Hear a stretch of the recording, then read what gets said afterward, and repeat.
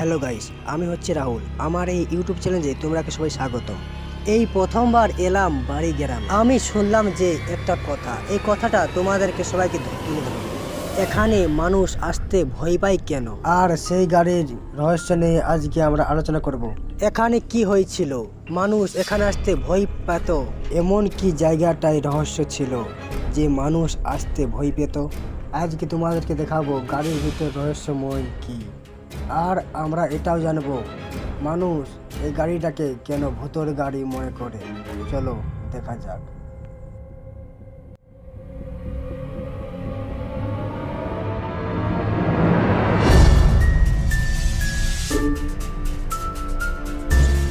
তোমরা দেখতেই পাচ্ছ দুটো ছেলে আড্ডা মারছে ওখানে। কিছু জিজ্ঞেস করে নেব, আগে গাড়িটা দেখিয়ে নিই। তোমরা দেখতেই পাচ্ছ গাড়িটা, এখানে দুটো ভাইকে এই গাড়ির ব্যাপারে জিজ্ঞেস করে নেব। আচ্ছা ভাই, তোমার নাম কি?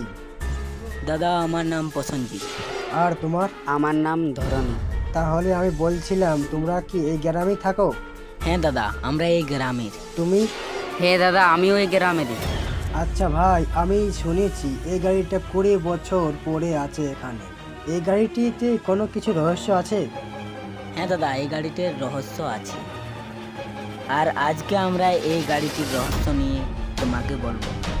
এমন কি হয়েছিল এই গাড়িটা 20 বছর ধরে পড়ে আছে? এই গাড়িটা পড়ে আছে কারণ এই গাড়িটার কিছু বছর আগে রহস্যময়ভাবে অ্যাক্সিডেন্ট হয়।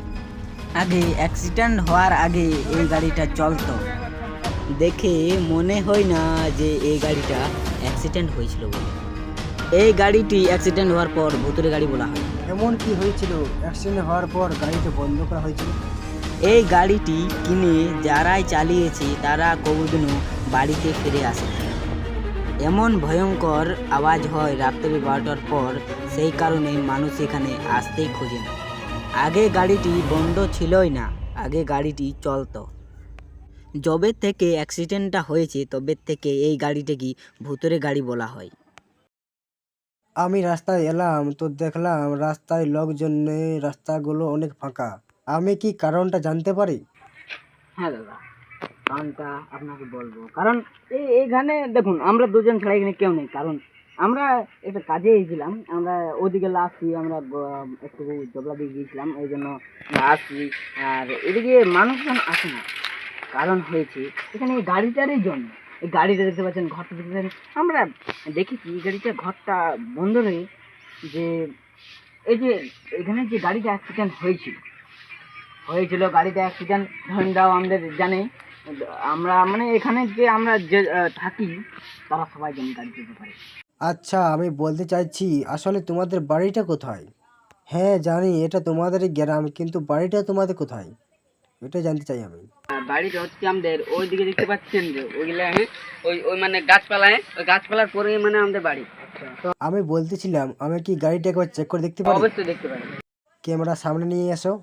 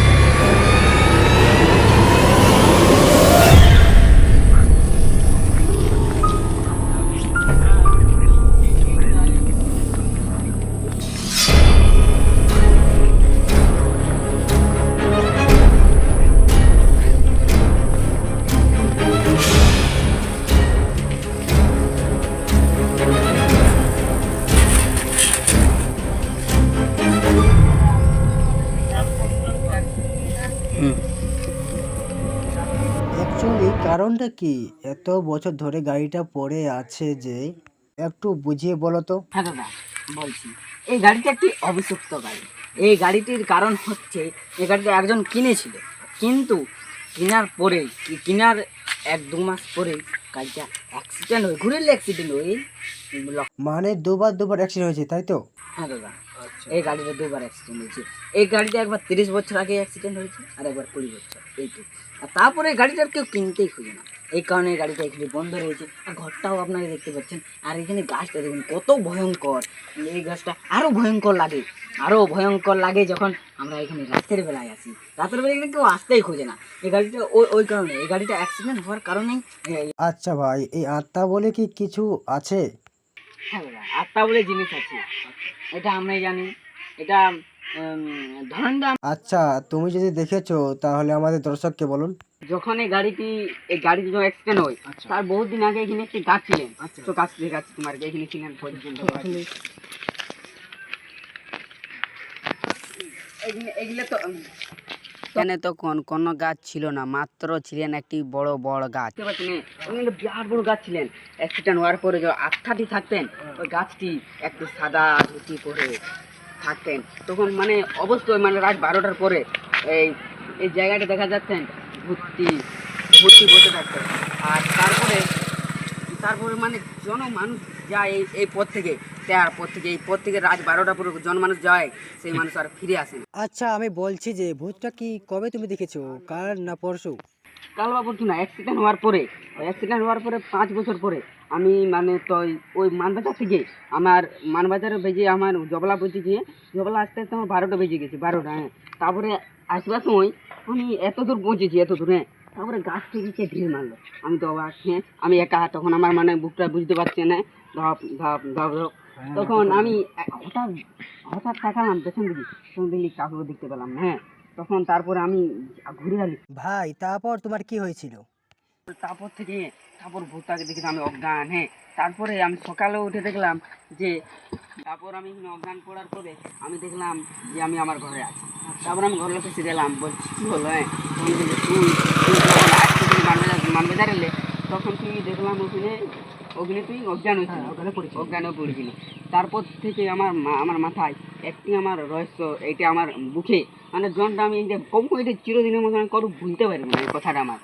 আচ্ছা ভাই, তোমাদের সাথে কথা বলে আমাকে অনেক ভালো লাগলো। আর আমার বাড়ি তো তোমাদেরকে বলে দিয়েছি, আমার বাড়ি হচ্ছে কলকাতা। নিশ্চয়ই আপনারাকে এই ভিডিও ভালো লেগেছে। আমাকে কমেন্ট করো, লাইক করো, আর আমাকে ফলো করো। আমি আবার ভিডিও আনার চেষ্টা করবো এন্টারটেনমেন্ট করার জন্য।